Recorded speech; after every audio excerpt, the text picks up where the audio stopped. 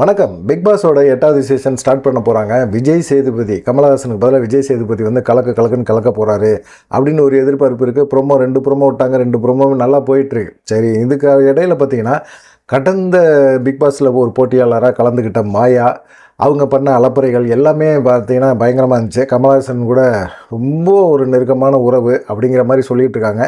அதனால வந்து கமலஹாசனும் இந்த அம்மாவை அப்படியே லிஃப்ட் பண்ணி கொண்டு வந்துகிட்டே இருந்தார். எப்போயோ எலிமினேட் ஆகி வெளியே போக வேண்டிய ஆள், அவங்க பண்ண சதி வேலைகள், நாரதர் வேலைகள் எல்லாத்தையும் பார்த்து மக்களே வெறுப்பாயிடே, எப்படா வெளியேற்ற போகிறீங்க அப்படின்னா ஃபைனல் 5 பேரில் கொண்டு வந்து விட்டுறாரு கமலஹாசனை. என்னடா பண்ணுறது அப்படிங்கிற மாதிரி இருந்தது. மாயா, பூர்ணிமா இது 2 பேருமே பார்த்தீங்கன்னா சகுனி வேலைகள் அதிகமாக பார்த்துச்சு அப்படிங்கிற கோபம் மக்களுக்கு அதிகமாக இருந்துச்சு. அப்புறமா கடைசியில் வெளியே 3வது பிளேஸில் வந்துட்டு வெளியே போகும்போது கூட கொஞ்சம் காழ்ப்புணர்ச்சியை கொட்டுச்சு. வெளியே வந்து பூர்ணிமாவை அதுவும் பேசின பேச்செல்லாம் இருக்குல்ல, ரொம்ப வட்டாரமான பிக் பாஸை பற்றி ரொம்ப பேசிச்சுங்க. சரி, பேசிட்டு போதுங்க அப்படின்னு சொல்லிட்டு விட்டாச்சு. கடந்த இதில் நடந்த பிக் பாஸ் சீசனில் நடந்த விஷயங்களுக்கு அதுக்கப்புறம் பெருசாக பிக் பாஸை பற்றி பதிவே போடல. இப்போ போட்டிருக்காங்க. இன்றைக்கி போட்டிருக்கிறாங்க. என்ன சொல்லியிருக்காங்க அப்படின்னா, அவங்க ட்விட்டர் பக்கத்தில், சமூக வலைதள பக்கங்களில் பதிவு போட்டு, இது மாதிரி பிக் பாஸில் வந்து தேர்ந்தெடுக்கப்படுற போட்டியாளர்கள் எல்லாத்தையும் நல்லவங்க கெட்டவங்க அப்படின்னு சொல்லி தீர்மானம் பண்ணி நீங்கள் வந்து ஆதரவு கொடுக்காதீங்க, எல்லாத்துக்கும் ஆதரவு கொடுங்க அப்படின்னு சொல்கிறாங்க. எப்படி ஆதரவு கொடுக்க முடியும்? நீ அங்கே வந்து உனக்கு என்ன நடந்துக்கிறியோ, எப்படி நடந்துக்கிறியோ அதை பொறுத்து தான் மக்கள் வந்து பெருசாக ஆதரவு கொடுப்பாங்க அப்படிங்கிற மாதிரி ஒரு இது இருக்குது. அந்த மாதிரி சமயத்தில் எப்படி வந்து நல்லவங்களும் கெட்டவங்களும் ஒரு நியாயம் தர்மம்லாம் பார்க்காம எல்லாத்துக்கும் ஒரு சமமான ஒரு ஆதரவு கொடுங்க அப்படின்னு சொல்லி சொன்னால் அதை எப்படி ஏற்றுக்க முடியும்? ஏற்றுக்க முடியாதுல்ல. ஆனால் அதுக்கப்புறம் தான் ஒரு பாயிண்ட்டை சொல்கிறாங்க. இந்த நிகழ்ச்சியில், இந்த போட்டியில் கலந்துக்கிற போட்டியாளர்கள் எல்லாருமே சேனல் சொல்கிற மாதிரி தான் நடந்துக்கிறாங்க. பலருக்கு தெரியாத ரகசியமே அதுதான். 8வது சீசனில் கலந்துக்கிற போட்டியாளர்களையும் கடந்த சீசனில் கலந்துக்கிட்ட போட்டியாளர்களையும் கம்பேர் பண்ணி நீங்கள் வந்து மட்டம் தட்டி பேசாதீங்க, ஆதரவு கொடுங்க. எல்லா போட்டியாளர்களும் சேனல் தரப்பு என்ன ட்ரெஸ்ஸு போடணும், எப்படியெல்லாம் நம்ம டைலாக் பேசணும், யாரை நம்ம கார்னர் பண்ணணும் அப்படிங்கிற விஷயத்த அவங்க தான் சொல்லுவாங்க அப்படிங்கிற மாதிரி சொல்லிகிட்டு இருக்காங்க. அப்போ கடந்த சீசனில் நெல்சனும் ஐஸும் பண்ண அந்த லவ் கூட சேனல் சொல்லி தான் பண்ணதா? அப்போ ஐஸு பேரை டேமேஜ் பண்ணிட்டு தான் வெளியே போனதா? இதுக்கு காரணம்லாம் என்னையா?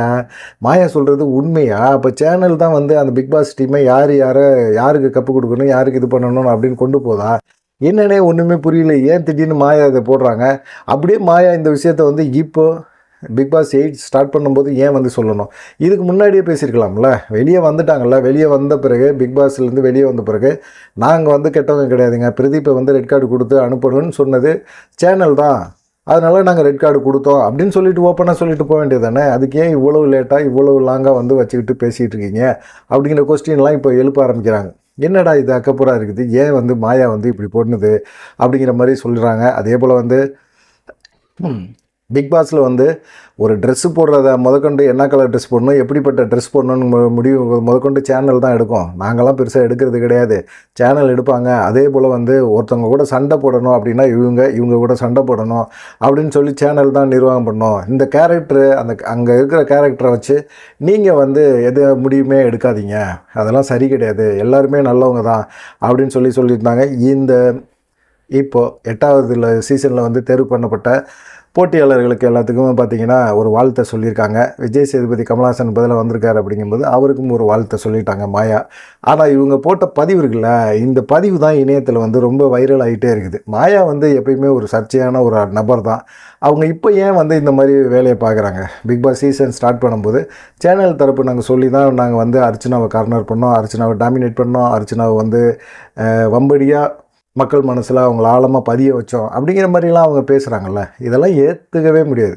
ஏன்னா அவங்க கடைசியில் வந்து அவங்களும் அர்ச்சனா மட்டும் இருக்கிற ஒரு சூழ்நிலை வரும்போது அர்ச்சனாட்ட போய் அவங்க பேசுனது, போனது, வந்தது, அப்புறமா வெளியே இருந்து வந்த பூர்ணிமா என்ன எல்லாம் நடிப்பா அப்படின்னு கேட்கும்போது அவங்க வந்து உடனே அப்படியா, என்னை பற்றி ரொம்ப டேமேஜ் பண்ணிட்டாளா வெளியே அப்படிங்கிற மாதிரிலாம் வந்து திரும்பவும் வந்து அர்ச்சனா மேலே கோவத்தை காட்டுறது, அர்ச்சனாட்ட மன்னிப்பு கேட்க சொல்கிறது, இதெல்லாம் வந்து பார்க்கும்போது நீ எல்லாம் நடிக்கலம்மா, நீ உண்மையிலேயே நீ அங்கே வந்து பிக் பாஸில் வந்து ஒரு வில்லியாக தான் தோணியிருக்க.